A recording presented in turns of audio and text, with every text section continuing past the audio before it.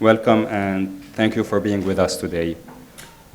President Fadlo Khuri, Trustee Kara Gergian, Dr. Nasser Yassin, Minister of Environment, ambassadors and heads of UN agencies in Lebanon, Provost Daou, deans, esteemed guests, and AUB-NCC family and friends.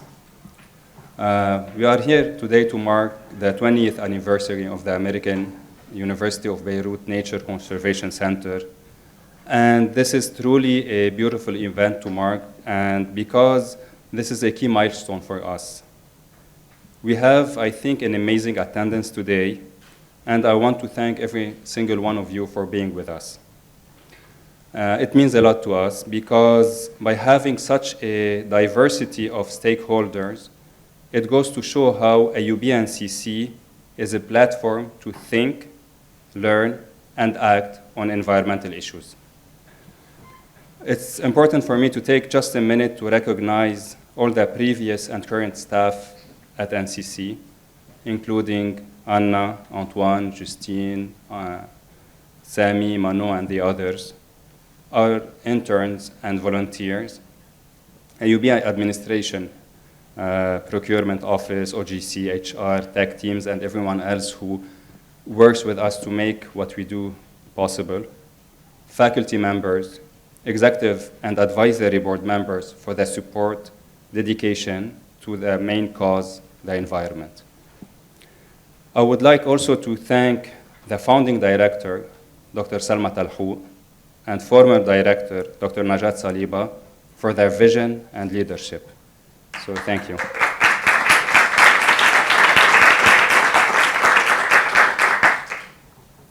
It's always a challenge to talk about the impact we had over the past 2 decades. And that's why we are sharing with you today the 20-year impact report. So I invite you to take one when you are leaving. But just to give you a small glimpse of what we have achieved. So in the past 2 decades, we engaged with over 90 faculty members, published 100+ papers, 11 manuals, 5 books, and launched 10 digital platforms. At the community level, over 4,000 students participated in our activities, and we worked with over 160 municipalities in Lebanon and developed over 20 projects in the MENA and beyond, or in 20 countries actually, and more than 20 projects. At AUB-NCC, we recognize that environmental challenges are complex, and we cannot tackle them without a holistic vision whereby social, environmental, and economic factors need to be accounted for to ensure a sustainable impact. That's why AUB-NCC is an open platform for multidisciplinary research and action on emerging environmental challenges and opportunities facing Lebanon and the region. We have 3 key pillars: biodiversity conservation, sustainable community development, and environmental stewardship. In the past, we have developed nature-based solutions to empower communities to become guardians of nature. We educated and empowered students and communities through citizen science and tackled environmental threats such as waste management through evidence-based solutions. But we want to look ahead.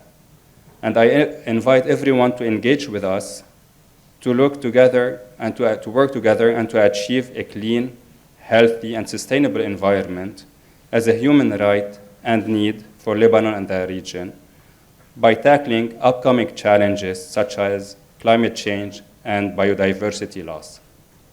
Once again, thank you for being with us, and I would like to invite President Fadlo Khuri to share a couple of words. Thank you.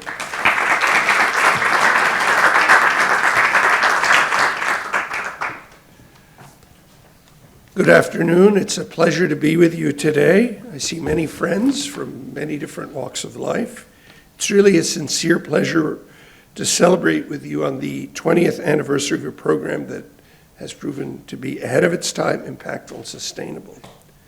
If you think about the title of today's talk, Aligning Agendas in the Face of Climate Change Threats, Perspectives from the Field, I think we all stand to learn a great deal, but I'm particularly taken with the title, Climate Change. Climate change was a phrase, and forgive my lack of political correctness, that the Dick Cheney media campaign imposed on the rest of the world when the real title should have been global warming.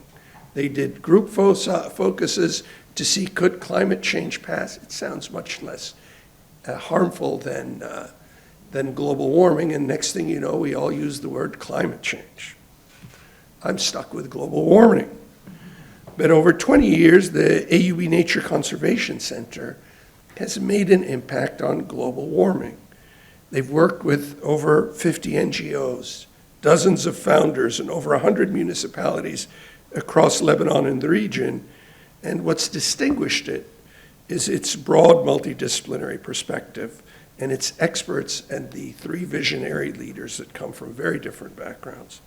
So I'd like to start by congratulating the founding director, Salma Talhouk, who is from the Faculty of Agriculture and Food Sciences, her iconic successor, Najat Saliba, who's an atmospheric chemist temporarily masquerading as a member of parliament and sacrificing her sleep and everything else, but I'm sure she'll come back here. And the current director, the multi-talented Alain, who has a business background. And so it shows you that AUB is a space where people can talk about the difficult issues. And we've had great good fortune to have a powerful team of resourceful and accomplished research leaders, academicians, all tenured faculty, and they devoted an extraordinary amount of time for creating this space where not only can we have the intellectual space to talk about the difficult issues, but the physical space to enjoy a wonderful and thriving institution. The project started as a dream to create interdisciplinary knowledge on conservation, so you told me, and today it's blossomed into a center that works on the ground with businesses and communities across the region to create sustainable change. But centers, like the climate, like the world, are threatened by lack of support, lack of funding. Throughout, the center has contributed enormously to the university's global warming and climate change initiatives. It's navigated a successful hybrid approach between a traditional research center. They put out high-profile research and knowledge similar to the host today, the IFI, the AUB Policy Center, and also it morphs occasionally into an NGO that thrives inside a university, making the AUB-NCC relationship vital to the future of our community and the peoples we serve. I just came from the Asfari Institute, where there's a very powerful dialogue about the rights of women and their roles in the workplace and how we define work. And today we're going to talk here about what makes the Nature Conservation Center sustainable as well as vital. We look forward to supporting this wonderful center as it charts a path to become the regional resource for environmental data, policy analysis, and evidence-based programming.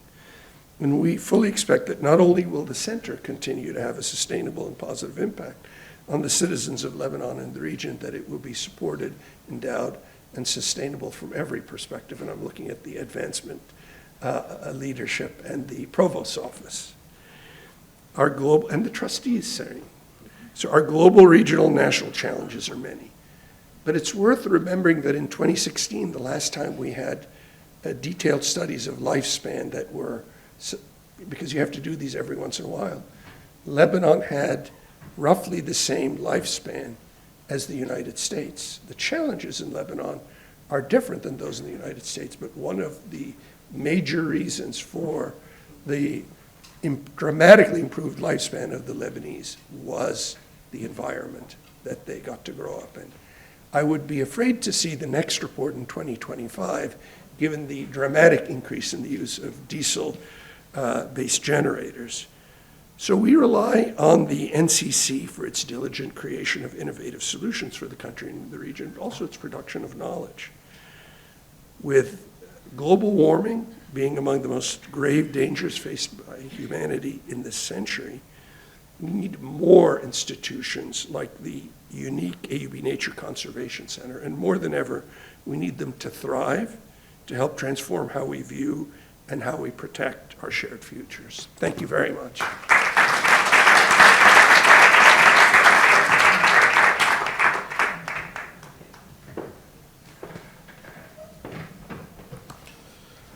Thank you, President Khuri and Professor Daou. Good evening, everyone. My name is Antoine Kallab. I'm the Associate Director of the AUB Nature Conservation Center, and I'm the moderator of the upcoming roundtable discussion on aligning agendas in the face of global warming / climate change, perspectives from the field. Amongst our distinguished guests tonight, we will have the pleasure of hearing from Dr. Nasser Yassin, Lebanon's Minister of the Environment and a member of AUB's faculty.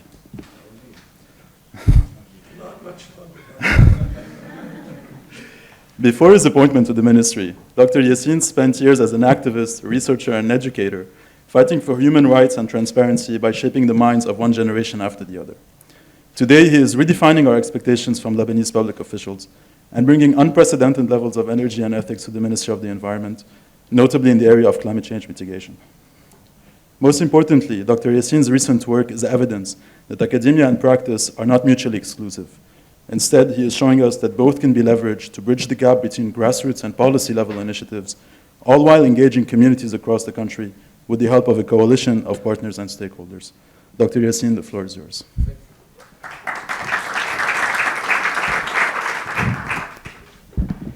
Good evening. It's been 3 years not being in this room. I think 3 years, Lara, Sheikh? Yara? I don't know where's Yara. Now Dr. Bahoud is in charge of the institute, and it's an opportunity to congratulate him for leading the institute. Thank you, Antoine, for the introduction. I have a written 5-7 minute speech, if you allow me. And I'd like to actually, in these 5-6 minutes of introduction, to take you on a journey in the future, but also a journey in the present. Also a reality check about what we do in government, in academia, and in non-governmental sector. And allow me to start, before I read, a reflection on the note that I received from the NCC. It's definitely fantastic, and congratulations for the NCC for the past 20 years. But honestly, we also need to break the walls of the academia and look what's happening outside. I think there's a lot happening at the level of government, non-governmental actors, community, that we need to engage in. And which what I will do, perhaps put few glimpses of what we do in the Ministry of Environment.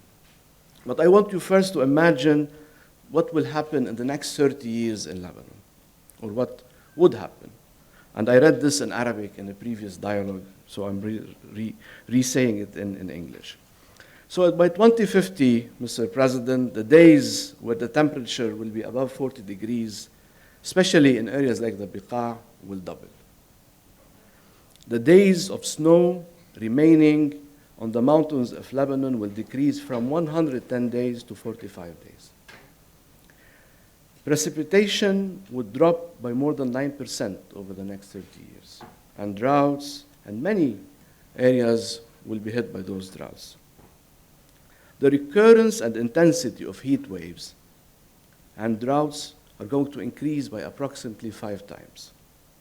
Imagine 15 additional heat waves in the Biqa Valley. So perhaps the Heirich would be used for something else. And more than 20 additional heat waves in Baalbek Hermel and in the south and in other areas. These are some of the results.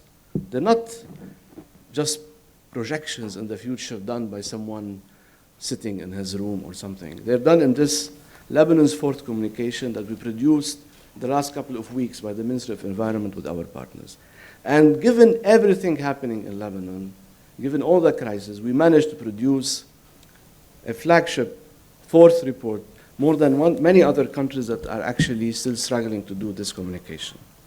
In this report, we put alarming estimates of the effects of climate change, global warming, and the risks of that on Lebanon. And if no action is taken around these, there will be severe repercussions on agriculture, on food security, as high temperatures, drought, heat waves would greatly affect our crops, especially in the Beqa Valley and other agricultural areas. These changes, especially the increase in the intensity and duration of heat waves, will also have significant health impacts on people in urban areas, in addition to all the need and growing need for energy consumption, for cooling, and for other needs.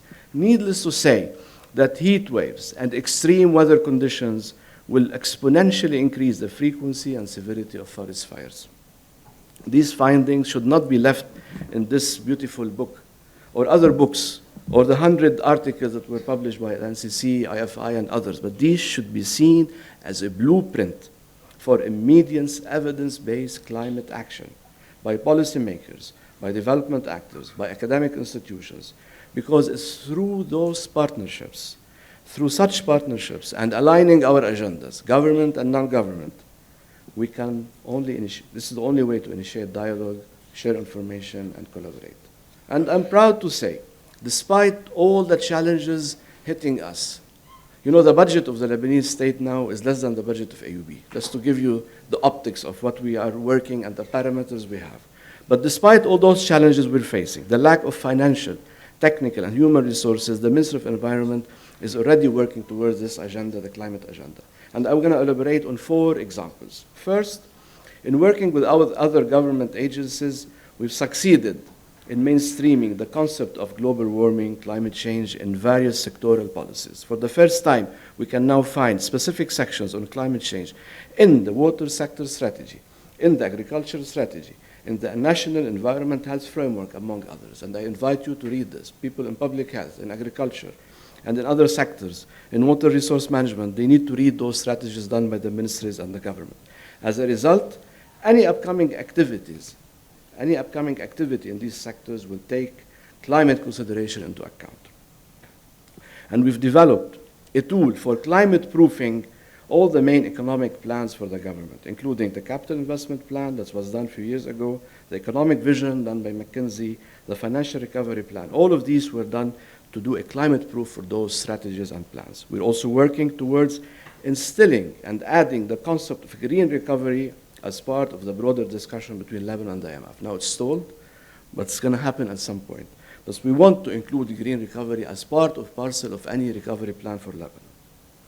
In terms of aligning the agendas with other key environmental concepts, we're also working, as part of the NDCs that we produce to be aligned with all the, SDG agenda and other frameworks that we have signed as Lebanese state. We're currently developing our Lebanon vision for 2050, what we call the low emission and climate resilient development strategy. All of these being done with non-governmental actors, with youth representatives, with academic institutions, but also with the private sector.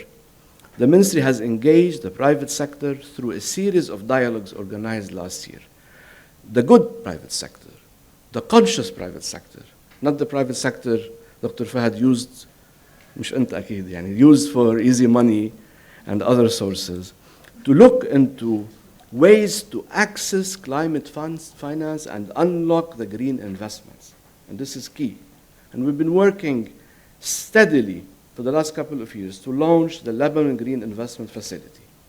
It's a facility that we're designing where we can channel different types of funding into one bucket, into one pool to support the private sector and other entities in designing and implementing climate action.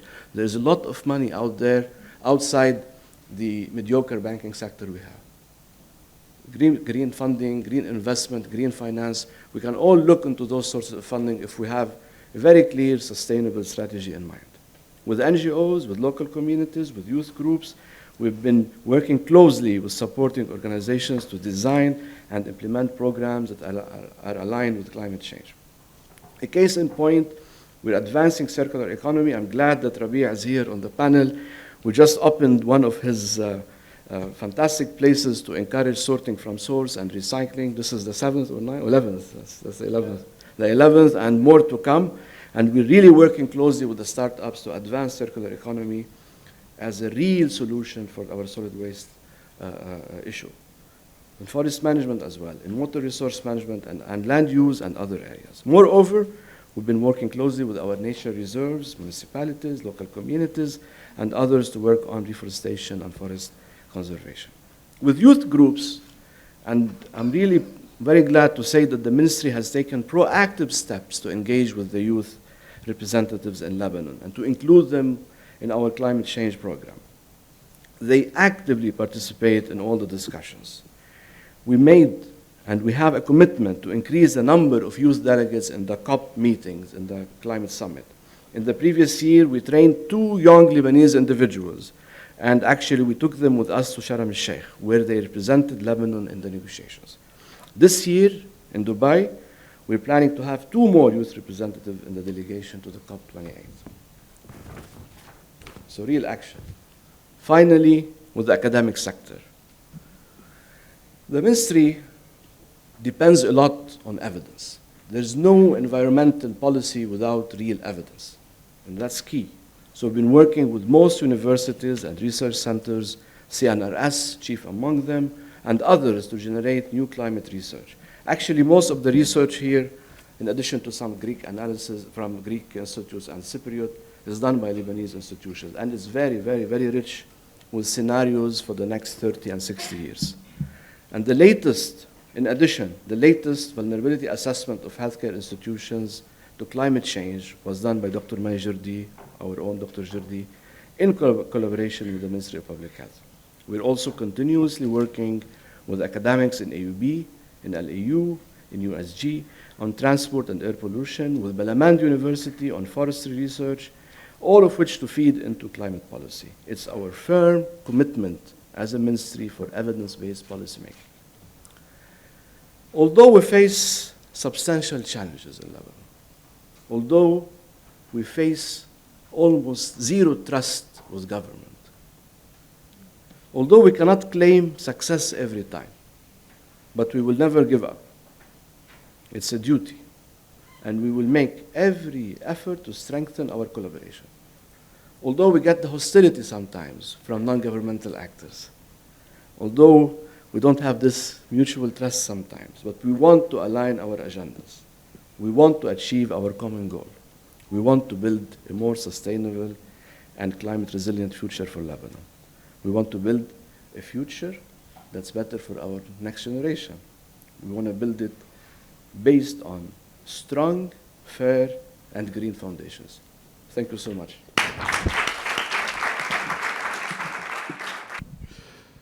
Thank you, Dr. Yassin, for your opening remarks. Aaron Sorkin, the playwright, once wrote, "Decisions are made by those who show up." I chose this quote because it summarizes what all of tonight's speakers have in common. It's more globalized and more intertwined than ever. Climate change has become a daily threat that calls for stronger coalitions regrouping our universities, governments, citizens, and corporations. After all, and amidst this climate of uncertainty, is there any hope of rising to the challenge without complementing each other's strength and fighting together the smaller injustices that affect the most vulnerable amongst us? Through their organizations, each of these leaders have shown unparalleled commitment to solving complex problems by relying on innovation, partnerships, data, and community engagement.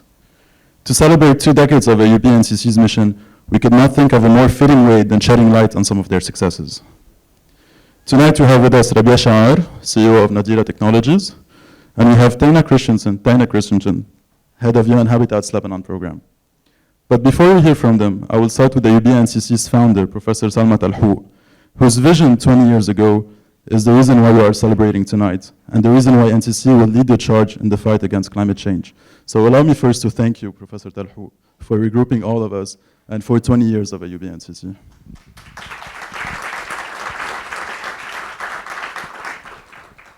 So let's start from there. Can you please describe what drove you to found the AUB-NCC and which issues you were trying to tackle? And if you can also share some milestones, some anecdotes, and how you're able to drive the center for it to sustain itself for 20 years. Okay, obviously this is not spontaneous dialogue, so it's all prepared. Brace yourself.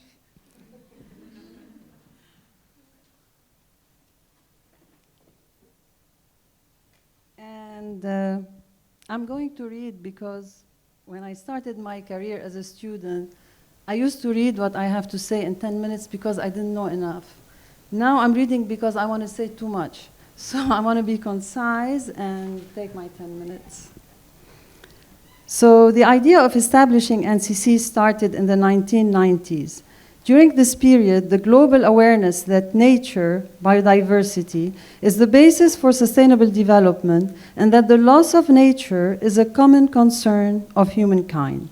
This was presented through the Convention on Biological Diversity, the CBD, and formally adopted in the Earth Summit, which was held in Brazil in 1992. The CBD objectives are to conserve biodiversity, use it sustainably, and share the benefits derived from nature equitably. The drafting of the CBD was prompted by research related to environmental pollution and resource scarcity issues, a research that was published in the 60s and the 70s. The CBD also incorporated notions shared in the 1980s about how economic development should be considered under the concept of sustainable development. The CBD also addressed the concept of ecosystem services, providing a utilitarian framing for why nature conservation is beneficial to society.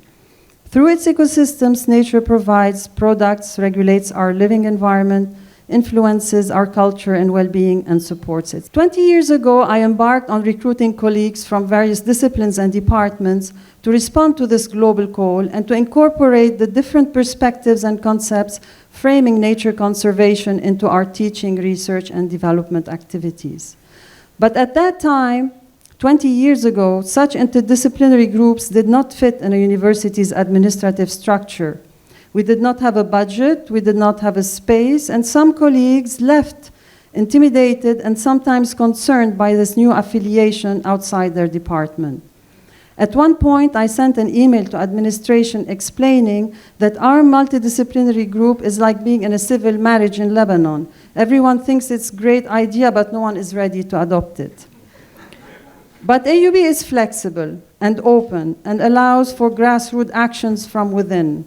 Times changed, and today the collective actions of NCC faculty members are endorsed by the president, the provost, and the deans. Yet AUB-NCC members still tread slowly but carefully across departmental silos, learning from each other, negotiating priorities, sharing students, preparing research proposals, and co-authoring publications. I would like to shift now and talk about why, in the past 20 years, engaging people in issues related to nature conservation was a fundamental strategy adopted by NCC. Our experience with nature depends on where we live, how we live, and what type of nature we encounter in our daily routine. This is called our everyday nature.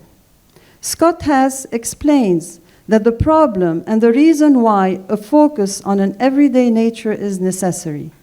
It is because people actively campaign to preserve nature globally against development without altering the fundamental social and behavioral structures of their own everyday lives. Think about your everyday nature.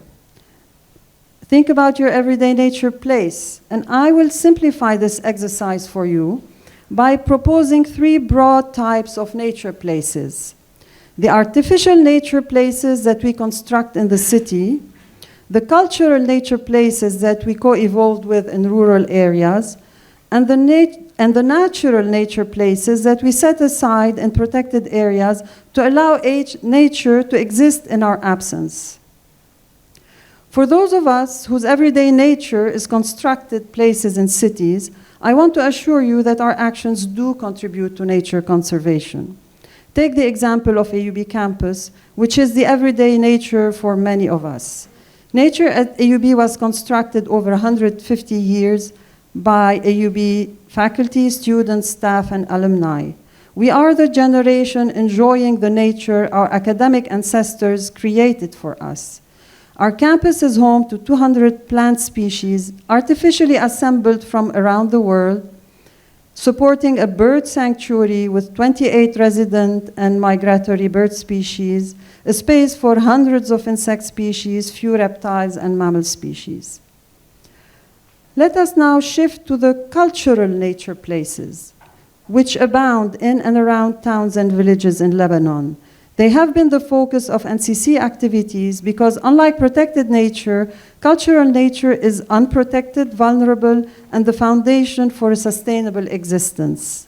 Since most of us live in cities and our everyday nature is constructed, we are not the guardian nor the direct beneficiaries of the cultural nature of Lebanon, but the villages and the villagers are. The song Ya Sitti by Fairuz beautifully illustrates how far we are from cultural nature and explain why we need to work with rural communities of Lebanon. And I'm going to read it in Arabic. I apologize. We have a visitor in the department who may not speak Arabic. يا ستي صوتك بعيد جاي من الكرم جاي من التفاح صوتك حامل شمس وفي ولون التين والزيتون وريحة الطيون يا ستي. As academic institutions, we need to communicate and address the problem as it is. والله. Climate change, global warming is changing the climate, which is changing the natural and cultural nature, which is challenging our ability to live on Earth. Therefore, we should be working towards local living that is grounded in nature. As academic institutions, we have the breadth of expertise to address the existential problems linked to nature loss and a changing climate, two crises that are simultaneously global and local. I will read the following quote by Scott Russell Sanders to bring your attention to the local thoughts of nature. I dwell here in company with my wife and children, my neighbors, the people of my city, and with all the creatures that run and root and soar. I desire no home apart from this companionship. Focusing on local living, I will now present some technical lessons two members of my team, Lama and Wasim, and I learned while walking with 50 villages in Lebanon over a period of 3 years. In villages, cultural nature supplies resources. It is a place hiding childhood memories and linked to heritage and culture. If your relationship with the community is that of an expert, with deadlines, people will defer to you as an expert. They will not be open to draw on life experiences and traditional knowledge to develop a unified communal knowledge. They will not share their perceptions of the surrounding. Community participation is achieved when collaboration between residents is secured through a team-building approach. Do not focus on local champions and the most visible and the well-versed. Encourage fair participation, devise methods so that literacy levels are not influenced by who takes part of the activities. Personalize communication, disseminate collected data fast, seek input and comments from residents because they are our active partners. Include in your project, and this is the most important point, include in your project possibilities for organizing activities and interventions that are priorities for the community. Give something valuable other than the project deliverables. Draw on the university programs and units to expand the scope of your interventions and your giving. Focus on well-being, on children and families. The outcome of this project, Baldati Bi'ati, was thousands of natural and cultural landmarks considered important by residents and narrated from their local perspective. The spatially explicit community-contributed information is being developed as a user-friendly phone application and a digital platform that will form the basis for the conservation of local nature, its sustainable use, and the equitable benefits derived from it. All these three outcomes are aligned with the CBD goals.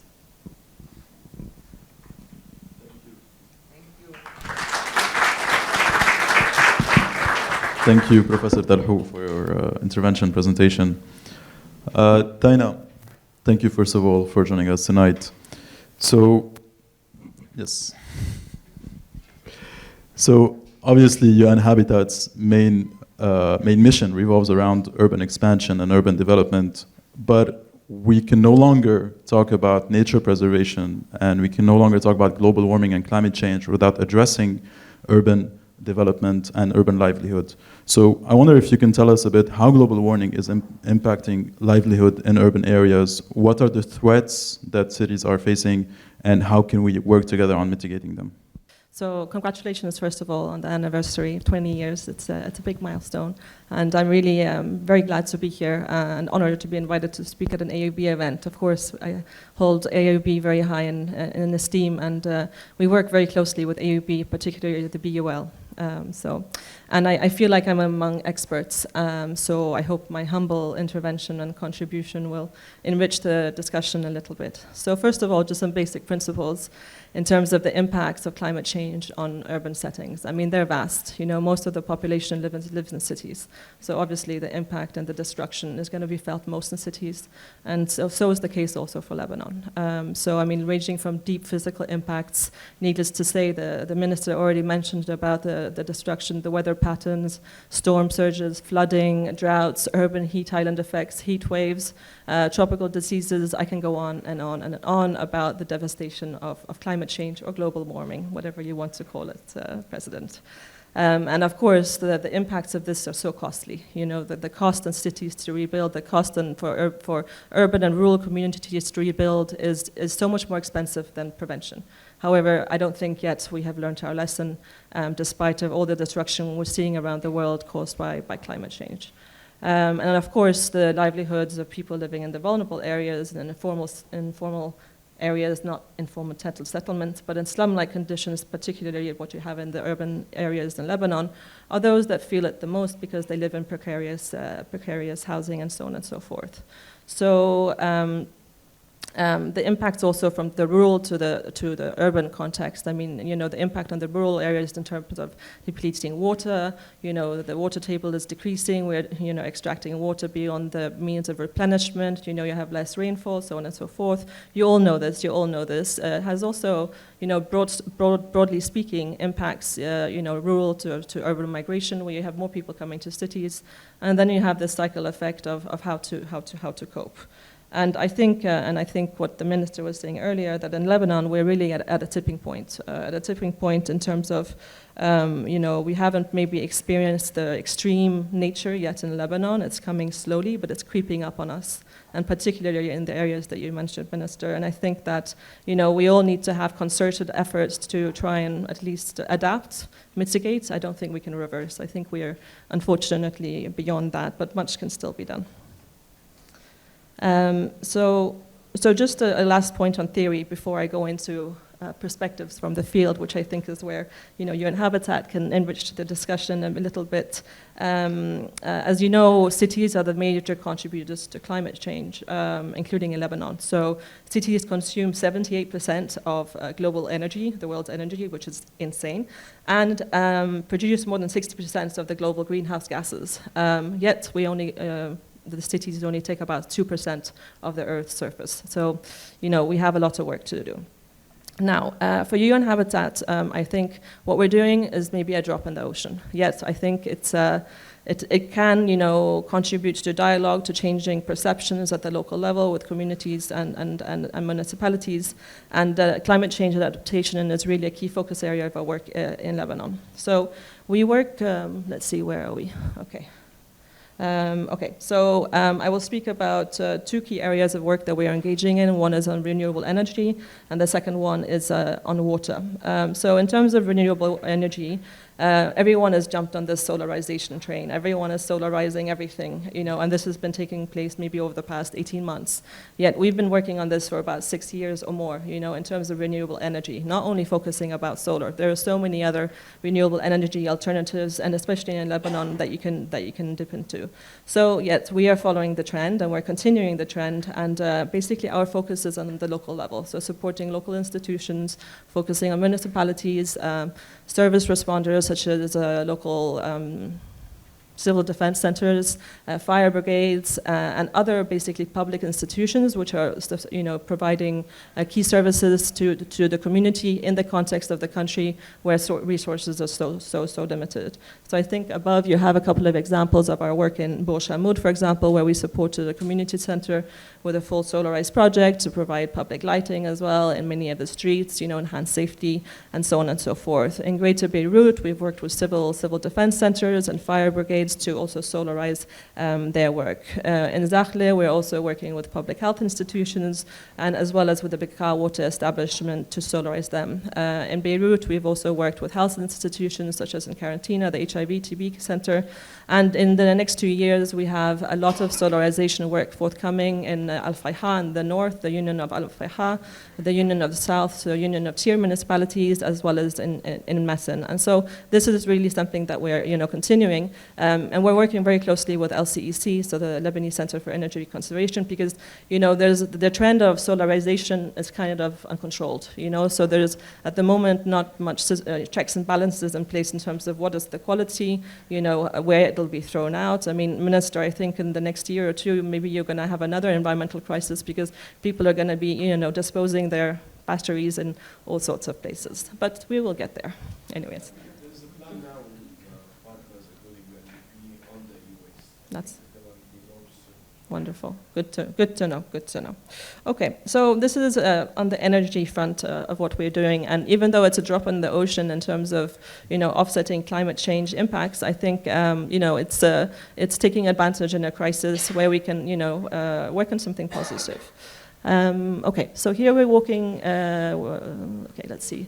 We're talking here about water solutions. So this is one of our flagship programs on adapting to climate change through water. So here we are working principally on two tracks. Well, the project is quite a substantial project. It's working both in Lebanon and Jordan, and it's through the Adaptation Fund, and it's going to be 3 to 4 years. And here it's very interesting because it's on many tracks, but the two main tracks is basically focusing at the level of generation and sharing of evidence to ensure climate change sensitive planning and decision making at the level of Zakhle and surrounding municipalities, where we are working with local actors on the development of climate change and gender sensitive master plans at the district and municipal levels, in addition to an urban observatory which will couple urban and climate change data to better inform local decision making. I had to read that to get it right. And so the second one is really on concrete interventions. So linking from the theoretical thinking, linking from policy, linking from planning, to basically working at the level of local farmers and members in and around Zakhle to support them to adapt to measures to increase the resilience to climate change risks through non-conventional ways of using or reusing water sources. And we are going to be working very interestingly on rainwater harvesting, so intervening at the level of buildings, and then also wastewater reuse. And that's, I think, is one of the first times that it'll be done in Lebanon, so we're very proud of that. And if it succeeds, we hope it really can be upscaled. I mean, of course, here it's about working with the local farmers and communities, because reusing wastewater is, there's a lot of, let's say, apprehension about that. So a localized approach is, of course, very, very, very critical about that. Let me move on. So moving on to the next one, which is really a great project, and I'm very happy that the ambassador of Japan is here, because this is funded through Japan, and it's it's a pilot project, and it's a fun project, and it's received a lot of attention and interest. And basically, it's urban farming. It's an urban farming in the area of Shalfe and Abu Samra in Tripoli, which is a very dense, a very vulnerable neighborhood with a lot of formalities. Yet here, there's also some lands which we have identified through partners where we will be, or where we are actually implementing urban farming initiatives. And this is basically to not only, let's say, green public spaces in cities where you can offset the heat island effect, green cities, make a nicer, nicer environment, place for people to live, and so on and so forth, especially in places like this where social tensions are very high and where, communities don't have much to basically enhance their skills and livelihoods on. So here it's about urban farming solutions, training women and youth, basically, to have livelihoods, to produce their own produce, and then to connect them with markets or let's say small streams of businesses. I mean, it's a pilot project, but we really hope to upscale it across Lebanon, and you tick many of the climate adaptation boxes through such an intervention. And then the last one is small but beautiful. So transport. Transport is a huge contributor to climate change, obviously, and in Lebanon, in the absence of public transport, and I know how much Lebanese love their cars. It's coming from Scandinavia, where we're basically born with a bicycle. I love my car here too. So I have to admit that. Anyway, so here it's a very small but cute project, and it's together with the municipality of Zurich, and basically we've since 2 years now we've had public bicycle stations. It might seem very small, but it's been sustainable, and they're still working 2 years on, and they're free. And basically the uptake from the community, it's changing mentalities, changing the way people are thinking, looking at bicycles not only to go on the corniche or on the waterfront, but use it as a mode of transport to do your shopping and so on and so forth. And so we're upscaling this in the time to come, and will be coupled with a park and ride, which is basically a concept where people park their cars in one space and then they take public transport to go to their places. So I mean, these again are very small, interventions, but I think it's about changing the mentality slowly but surely, and then upscaling. So I think that was the first part of my question. I have another part, but I'll hand the floor back to you. We're going to have a second round. Maybe we can merge both interventions. But thank you. This was very interesting, and thank you for showing us perspectives from the field in the literal sense. Rabia, we move to you. First of all, thank you again for joining us tonight. So I have two questions for you. First, if you can give us a brief overview of how Nadira Technologies was born, which problems you were trying to respond to, and if you can also scale the conversation upwards towards more talking about how social entrepreneurship can contribute to innovation in the field of environmental management, preservation, and overall efforts that are linked to mitigating global warming and climate change. Thank you. Of course. Thank you very much, Your Excellency, Mr. President, ladies and gentlemen. My name is Rabia Sha'ar. I'm just going to stand to see my slides. I'm a CEO of Nadira Technologies. We started this social enterprise that we started from a humble beginning, and actually from AUB, and now we are a regional player in waste management. So let me just introduce who we are, and then I'll get to your questions. So if we know the challenge, the main challenge that we are facing here in Lebanon when it comes to waste management, but that problem is not only in Lebanon, it's in the region, where we only recycle less than 10% of our waste, and that number should be more than 65%. And there's a lot of room for us to grow in diverting recyclables and organics from landfills. So this is not only a luxury, it's not only something nice for us to have, but especially in Lebanon, we're running out of space. We have another crisis that's coming in, and we need to prevent this crisis by focusing on diverting waste from landfills. And that's only can be done through going from a linear model of the economy towards a circular model of the economy. And there are no multiple answers to the question. The only way that can be done is by sorting from source and preventing waste from being generated from the start. So when we looked at this, and we actually worked with researchers in AUB, with Dr. May Masoud and others, and we worked with Yale University research, and we found three main root causes for this to happen. The first one, the awareness is low when it comes to recycling. Second, the value chain complexity is very, very hard. So even if you know how to recycle, you don't know what to do with your recyclables. And then the unit economics is very tight to make this project profitable. So what we've done is we created a system, a digital system, a hardware system, and a traceability mechanism for us to be able to divert waste from landfills at scale. So we have a digital app. If you don't have it, please do download it. It's called Yalla Return. It's available on the App Store and the Google Store. And it allows you to locate where you can recycle, navigate to that point, and be able to recycle your waste. It has an AI algorithm. You can take a picture, and it tells you if this item is accepted and is a recyclable item or not. And once you collect these recyclables, you go to our stores or our smart bins. We developed a smart bin accessible by smartphone to protect recyclables and avoid contamination. And this smart bin speaks back to us and tells us when it's full to dispatch a truck to come and pick it up. And then finally, you get cashbacks. So it's not points or only the impact that you do on the environment, which we recognize, but as well you get cashbacks to incentivize everyone to recycle. And that's actually working out very, very well for us. What we've done is we made the problem addressed through being effective in terms of our digital outreach, easy, and we cracked the unit economics to be able to do this and do it in a profitable manner. Today we are operational in Lebanon, in Dubai, Abu Dhabi, in the UAE. We're operational in Riyadh, and we're scaling up in Riyadh very soon. And we are contemplating entering Oman and Egypt. We've won multiple awards. Very proudly, we were the #1 AUB President Innovation Award a few months ago, and as well many other regional awards. We were invited to be one of 15 companies globally to present our solution at COP27 in Sharm el-Sheikh late last year. So that's the team. The team is mostly Lebanese. Actually, it's all Lebanese.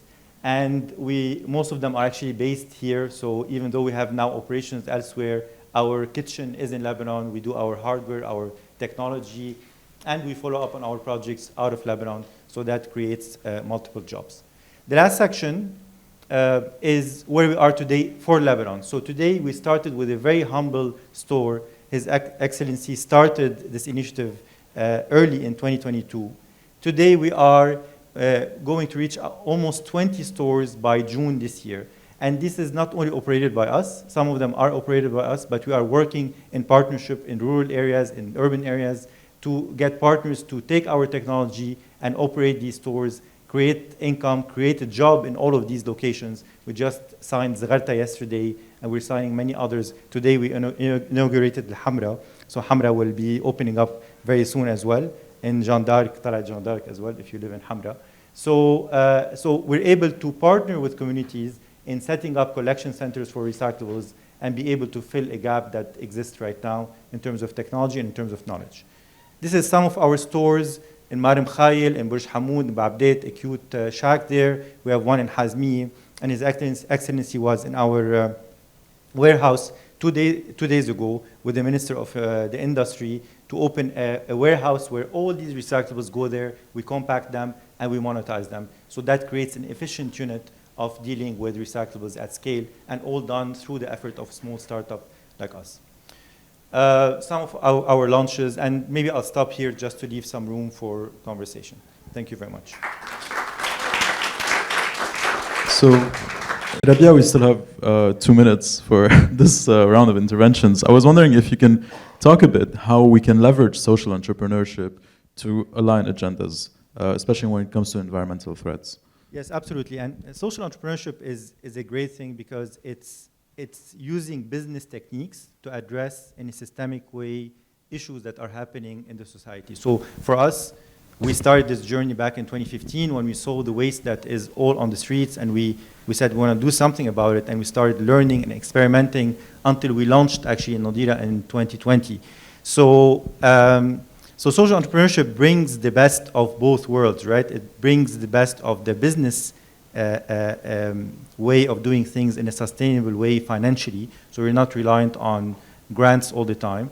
But at the same time, it brings that civil society and that care about bringing the society together to solve a problem. And that is one case study that we just saw together on waste management, but there are others. And there are a lot of things that can be done leveraging these small initiatives and these social enterprises that do play a big role not only in developing countries, but as well in developed countries. So there are a lot of social enterprises that deal with water, that deal with utilities in the UK, for example. So there's a big place where these social enterprises can come and fill gaps or support government efforts where these efforts are not actually enough to address these issues. Thank you, Rabia. Thank you, first of all, again, to all three of you. These presentations are really inspiring. Now I'd like to talk about the part where we discussed aligning agendas. And to do so, I truly believe that we first need to start by aligning priorities. And so, Professor Talhouk, I was wondering if you can shed some light about which environmental priorities the scope of interventions should be covering at the moment, and how we should be proceeding when it comes to mitigating climate threat? Okay, so this is my personal opinion, and I'm going to share with you some experience and to shed light on the issue. So nature conservation and climate change mitigation are two crises that are interconnected and similar in that they have spatial and temporal dimensions. Both are simultaneously global and local, both have immediate and long-term impacts, but both will remain abstract concepts and generic global crises until they are locally experienced and addressed. Academic institutions should engage in this matrix of time and space and should be grounded locally. While it is important to understand global systems and impacts, academic institutions should make issues meaningful in local contexts to encourage and enable individual and collective local action. Local action is not simple. Using AUB campus as an example, I will illustrate the complexity at hand. So, at AUB, we have 160 tree and shrub species and some 7,000 specimens. According to climate change predictions, AUB campus is going to experience more days above 33 degrees Celsius. But the situation is graver for plants because the cutoff point for plant survival is not 33, it's 30 degrees Celsius. These are referred to as heat zones. Looking at historical data, which you can see here, if you just look at colors, we don't really need to look at numbers, these are referred to as heat zones, and you can see very clearly how just the AUB location has shifted to higher plant heat zones. So blue is cooler heat zones, and then we're getting into hotter heat zones. After aligning plant data with climate change, we have identified the species that will be affected in 2050. So we did our job. Now what? What do we do next? How do we prepare for climate change?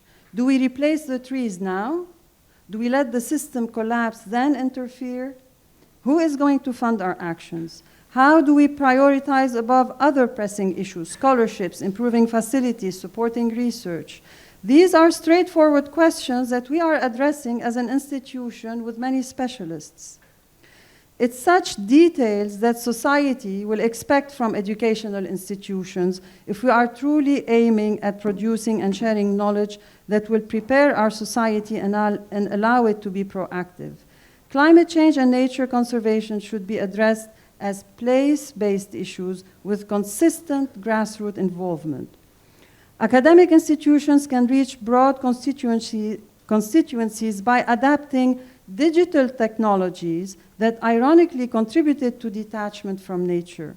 From this perspective, understanding community access to and use of technology, especially amongst the youth, is a useful strategy to move to a new level of grassroots actions where technology becomes a connector to cultural nature. I will give some examples to explain my point. Most young people communicate with thousands of virtual friends and followers with and without a purpose, and everyone uses Google Maps.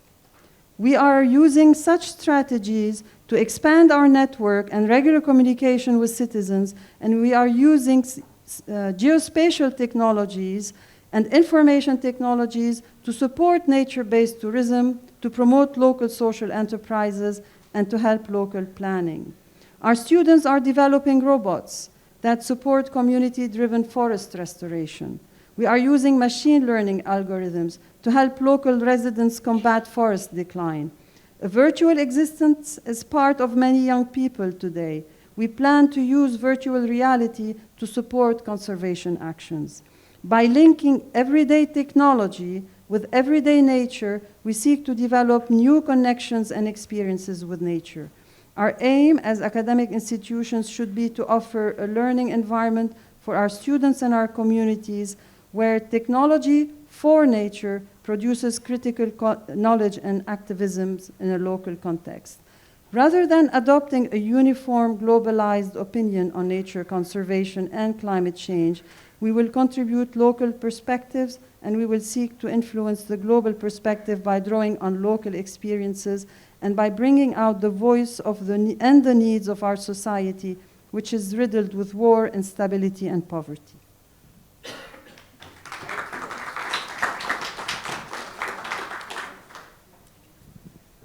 Thank you, Professor Talhouk.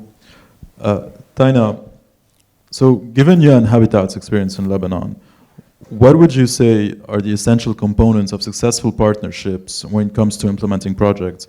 And how can we apply these in the context of efforts being made in the fight against global warming and climate change? One other question is, how do you see the role of academic centers, and now we're talking about the Nature Conservation Center, but how do you see their role in this global effort? I think there was also another part of my previous question I skipped about the Beirut port explosion, but we'll skip that. I think because, otherwise it'll take too long, and so I'll just dive into the question. Okay, if we finish a bit early on time, we'll get back to it. No worries, no worries. Okay, so essential components of successful partnership and projects. I mean, I've written it all down, but I'm trying to come up with something that's a little bit more nuanced in the context of climate change. So I think it's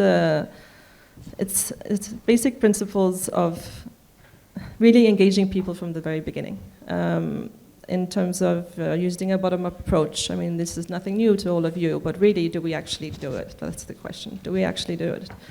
Using a human-centered approach. So, for example, if you do, you're saying you're doing a project where gender is mainstreamed. Okay, you build the project, you build the concept, and then you add gender around it, like decoration, right? So, I think in terms of partnerships, in terms of really getting to the core of the localization and addressing the issues at hand, you need to do a proper bottom-up approach. What does that mean? It means, for example, I don't know, from the perspective of UN Habitat, we have upgraded many streets in vulnerable areas in Bou Shamoud or in Sabra in the north, so upgrading basically whole streets of infrastructure, of wastewater, of water connections, electricity, housing, and so on and so forth. So what we do is, instead of coming in and saying, oh, this is what you should do, we gather wherever we can in the community, whether it's under a shelter or under a tent, you sit there and you talk to them and say, what do you want? Of course, within the limits of what the project can maintain. And through that, then you plan, you design, you engage, and you talk all the time to ensure that, you have their perspectives always included. And going back to partnership, so partnership is of course at the local level, and partnership for UN Habitat is really 365. As UN Habitat, we work extensively, and I think our main counterpart in Lebanon is really the municipalities. I know that in the current context of Lebanon, there's a tendency of shying away from engaging with the state. Don't do that, because the UN, the CSOs, the NGOs, we're not there to fill the place of the states. We cannot and we should not. And I think that there's a dangerous trend of that happening, where we're stepping in to provide those services. So I think that engaging the states, even with the limited resources they have, is super, super important. And with that, to also bring along the capacity building. Of course, Lebanon, you have the most bright and brilliant people who can plan cities, the best cities in the world. Yet your cities are so unplanned, so in such a mess, and it makes me so sad to drive through cities here. I'm going off tangent now. Anyway, so going back to partnerships. I said localizing, I said ensure capacities and systems are strengthened in the process. And of course, there's a full cycle. And so coming back to your last point, I guess my intervention here is very short because it was the last one, is about academic institutions. And I think that's why you coupled us here, is that you have the expertise, you have the cutting level knowledge, you have the research capacity of academic institutions such as yours, as NCC. And I really hope that UN Habitat can partner with you, because because, we're working extensively on issues to do with environment, and I think that, we could definitely work to translate some of those into practice, or I hope we can. So I think it's, it's exceptionally important to have everyone around the table, even if you have to have difficult conversations. And even if you go backwards 10 steps, at some point, if you don't have those consultations, you will have, people who are not happy and who will destroy your intervention ultimately. So we've had that in the past. So I don't know if that answers your question. I think it does. It does. I went around a little. Would you like to add anything, or? No, I'm good. Okay. Yeah, thank you. We'll move on to Rabia then. Rabia, so how do you see social entrepreneurship in Lebanon evolving, especially given the current climate, and especially when it comes to social entrepreneurship dedicated to tackling environmental issues? And how do you believe academia or research centers like the AUB-NCC can actually be part of supporting that effort? No, it's a great question, because social entrepreneurship has a great place to play with municipalities. I would like to second that point. So you can think about them as center of excellences that are an offshoot from research and knowledge that takes it to be practiced on the ground. So, and that's what we did. Like, I just want to go back to the story of Nadira and Yala return, because that's what I know best, is we started actually doing a lot of meetings here at AUB with Dr. May Masoud, thinking hard, what are the core of how we can solve waste management? And then AUB cannot go and work with municipalities directly, so we formed that social enterprise that is created that link, right? So we took that hard thinking when it came to research and what NCC does as well, and we brought it to become practiced on the ground with partnerships with municipalities, and that center of excellence became possible for us to be in 20 locations today. Now, something I would like to emphasize on is using technology to do that. So technology is very important, because today we're all connected to smartphones, so digital technology, AI, hardware solutions, traceability that we do, all have made it possible to do what we do today, as opposed if we tried to do it 10 years ago, it would have been much harder and much difficult to control. So social enterprises powered by technology and linking academia to real-life municipality problems. Waste management is one of them, but there are others like water and like many other issues that they are facing, can be a big part of the solution. Okay. Closing statements from each of you. Would you like to add anything? I hope in 10 years when I attend the 30th anniversary, we will be celebrating Lebanon conserving 30% of its lands and free of gas pollution.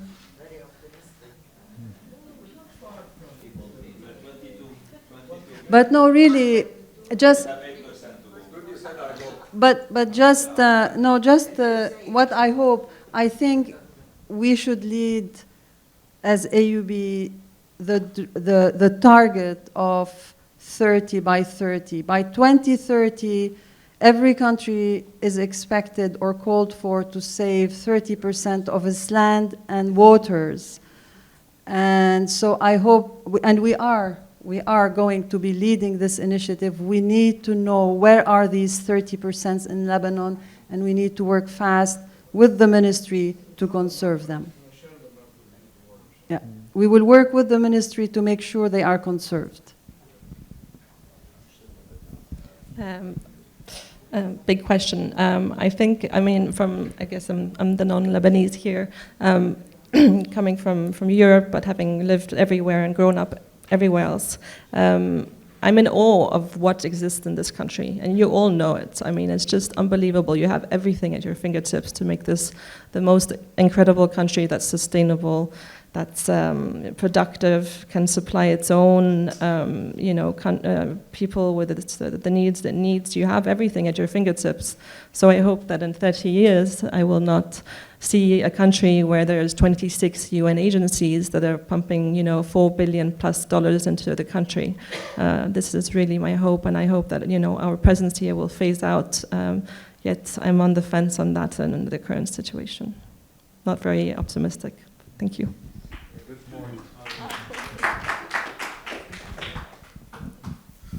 Yeah, thank you very much. Last words from me is just want a bit of a statistic. For every ton of recyclables that you divert from landfills, it diverts 3.5 tons of CO2 emissions. That's reduced virgin material that you would use and you can recycle.